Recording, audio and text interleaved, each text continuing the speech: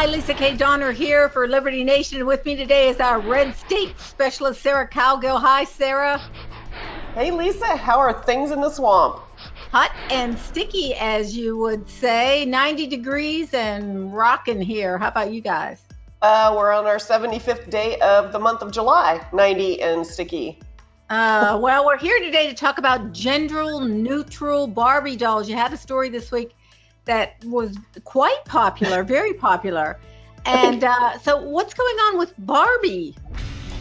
Barbie is steering into the skid of social issues now. It's not like it hasn't always been that way. Barbie has always been first careers for women and, you know, these codes, these breaking the glass ceilings. But now we are breaking the gender fluidity code, and so now you can buy a flat-footed Barbie with no boobs and no package and a variety of different styles that come with the Barbie. A wig if you want to have long hair and be a girl. It's kind of crazy, a little crazy, and it had the Red Staters relatively confused this week. So what message is Mattel trying to send here? I'm not entirely sure. They claim that children are demanding it, but I don't buy that for a second. The second thing is they're pandering to an audience, a demographic that's only like 0.6, and that's adults. I'm not sure where they're going with this, but as far as I know, Barbie has always been not anatomically correct. I mean, you could always throw G.I. Joe's clothes on her and she'd be a boy, right? Oh, wow. We also have, Red Staters were talking a lot about the mouthy Swedish teen lecturing the United Nations on climate change. The tiny truant. Skipping school so she could come lecture the people in the United States about why her childhood really, really is horrible. It didn't go over well. Nobody in Flyover states wants to listen to a petulant child rant and rail. In fact, those are the kids they drag out of church and, you know, give them the talk to. So basically, what are some of the things that they were saying about Greta Van, angry teenager? One of the funniest things was a guy who decided to say that Greta was as angry as Bernie Sanders. So that was pretty clever, and other people were calling for her parents to be sat down and told that this is basically exploiting your own child and it's child abuse, on a international level now with the UN being involved. Nobody's buying it around here.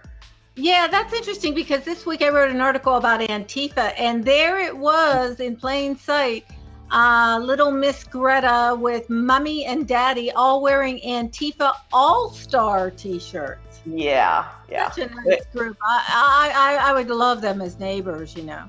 Yes, it's kind of a racket for the left right now with this little, we like to call her the tiny truant here in the Midwest because, you know, it's kind of like illegal to skip school for years at a time. So these are basically the people that nobody in Washington is listening to, that don't exist, that are irredeemable, but yet they get on social media and they've got plenty to say. But it sounds like nobody here is listening.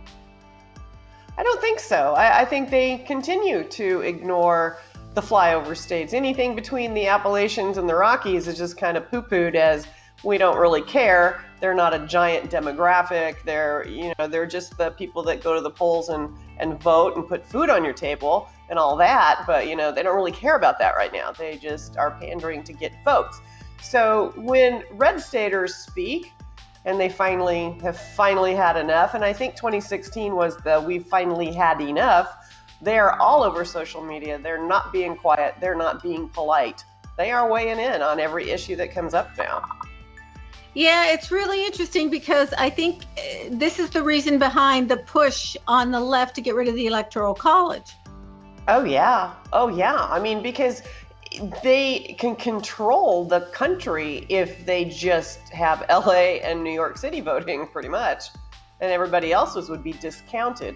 And if you went through and stopped in different places, in the Midwest or upper Midwest and North Dakota and South Dakota, these people are not going to allow it to happen. They will not. Yeah, well, the legacy media may be ignoring these people, but we're not. Thank you so much for your article, Sarah Cowgill, national correspondent for LibertyNation.com. What's up? You are welcome. All right. Have a great day. And thanks so much for watching LibertyNation.com's LNTV specials. And do hit our website early and often. I'm Lisa K. Donner. Have a great day.